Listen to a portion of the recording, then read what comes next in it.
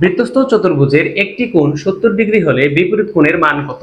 খেয়াল করুন, বৃত্তের অভ্যন্তরে একটি চতুর্ভুজ যদি এমনভাবে অবস্থিত হয় যেন তার প্রত্যেকটি শীর্ষবিন্দু পরিধির উপর অবস্থিত হয়, তাহলে এটি হবে আমাদের বৃত্তস্থ চতুর্ভুজ।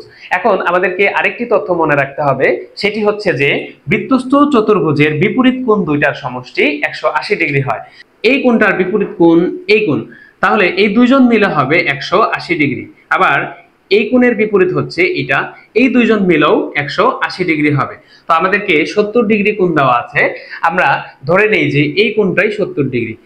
আমরা জানি এই দুইজন মিলে 180 ডিগ্রি হবে, তাহলে এটি যদি 70 হয়, এই কোণটা বের করার জন্য জাস্ট 180 থেকে এই কোণটাকে বাদ দিব। তো 180 বিয়োগ 70 ডিগ্রি, তাহলে আমরা বিয়োগ করে পাইলাম 110 ডিগ্রি। তো সঠিক উত্তর হচ্ছে 110 ডিগ্রি। ধন্যবাদ সবাইকে।